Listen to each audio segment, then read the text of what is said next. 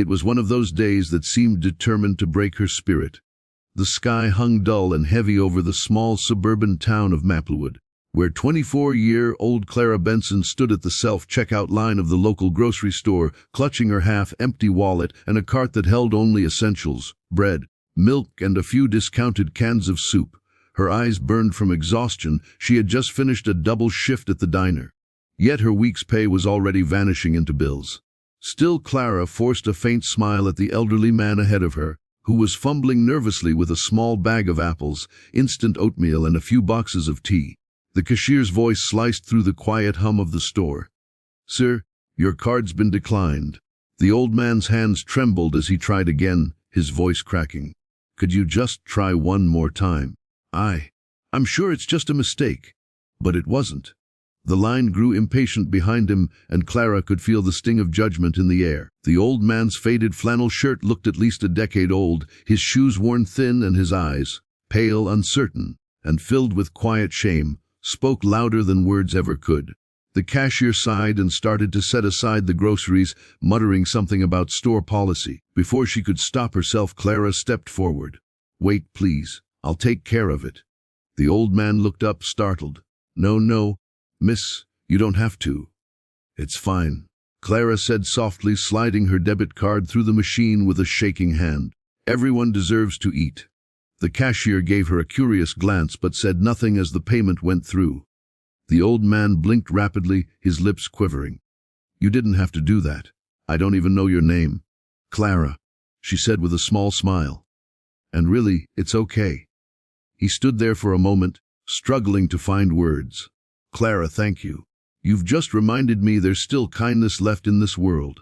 He squeezed her hand briefly, then shuffled away with his small bag of groceries. Clara watched him leave, feeling both a pang of sadness and warmth inside her. It wasn't the first time she'd helped someone in need, and she doubted it would be the last. But as she walked home that afternoon, she had no idea that her small act of kindness was about to change her life forever.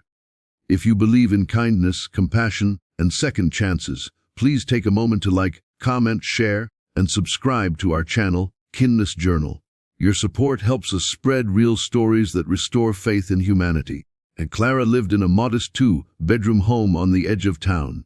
The house, though old and creaky, had belonged to her late parents, and it was the only thing she had left after years of hardship. She worked 2 jobs, waitressing by day, cleaning offices at night, to keep up with the mortgage.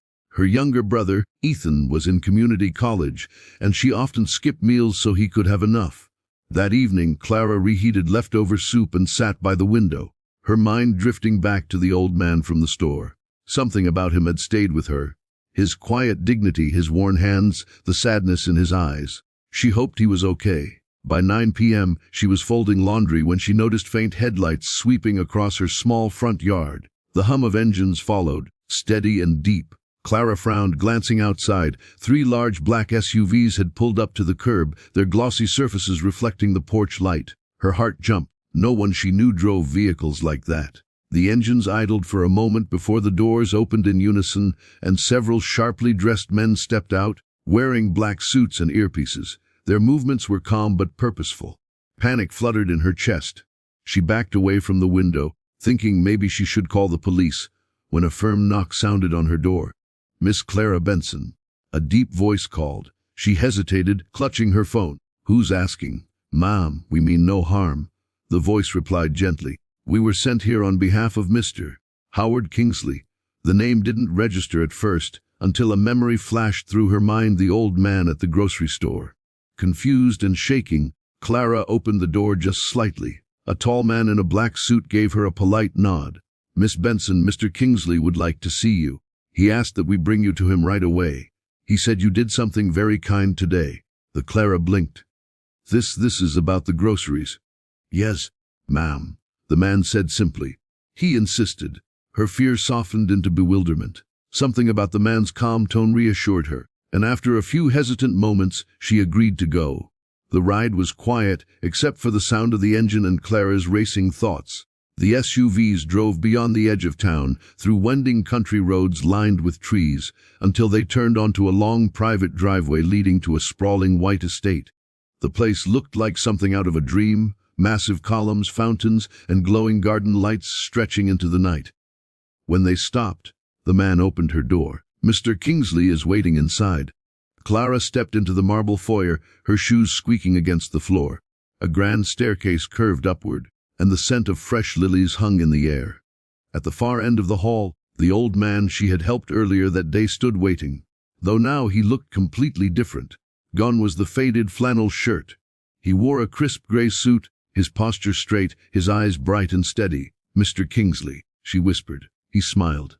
"Please call me Howard." "I'm sorry for the confusion, Clara. I had to see you again." Clara struggled to process what she was seeing. I don't understand. "You looked like an old man who couldn't afford his groceries," he finished softly. "Yes, that was the point." Howard gestured toward the nearby sitting room, and they both sat down. "You see, my late wife and I used to perform small tests of character. We believed kindness isn't about money, it's about the heart. Since she passed, I've been searching for people who still live by that belief. You, Clara, passed a test you didn't even know existed." Clara stared, stunned. "A test?" Howard nodded. "I'm not just any old man. I own Kingsley Holdings, a network of companies across the state. But wealth means nothing if compassion dies. So I went out dressed as an ordinary man, looking for someone genuine. And you, my dear, showed me that goodness still exists." Her hands trembled slightly. "I didn't do it for attention. I just couldn't stand watching someone struggle. That," he said warmly, "is exactly why I wanted to see you." Howard leaned forward, his tone gentle but firm. "You mentioned to the cashier that you worked double shifts. You're caring for your brother, aren't you?" The Clara blinked in surprise. How do you know that?" "I asked around," he said simply. "And I'd like to offer you something, not charity, but opportunity. My foundation supports individuals who embody kindness. We help them rebuild their lives so they can keep inspiring others." He handed her a folder. Inside were documents outlining a full scholarship for her brother, a stable job offer for her at one of his companies, and enough financial support to clear her mortgage. Clara's vision blurred with tears. This can't be real." "It's real," Howard said softly. "You gave without expecting anything in return. Now it's time someone gives back to you." The next morning, sunlight poured through the kitchen window as Clara stood holding a letter in her trembling hands, the official confirmation from Kingsley Foundation. Ethan walked in, rubbing his eyes. "What's that?" She smiled through her tears. "A miracle." As weeks passed, life began to change in ways Clara never imagined. Her brother started college without debt. She began working as a community coordinator for the Kingsley Foundation, helping struggling families find support. Her small act of kindness had sparked a ripple that reached far beyond her own world. But what truly stayed with her wasn't the money or the house. It was what Howard told her the day she said goodbye. Standing on his grand porch, he had placed a gentle hand on her shoulder and said, "Clara, never underestimate the power of quiet kindness. The world may forget what you say or do, but it never forgets how you make someone feel." And she never did. Years later, as Clara looked out over the community center she helped build, filled with laughter, warmth, and the aroma of freshly baked bread, she saw a young woman at the door, struggling to pay for food donations. Without hesitation, Clara stepped forward and helped her, just as she once had helped a stranger. The circle of kindness continued.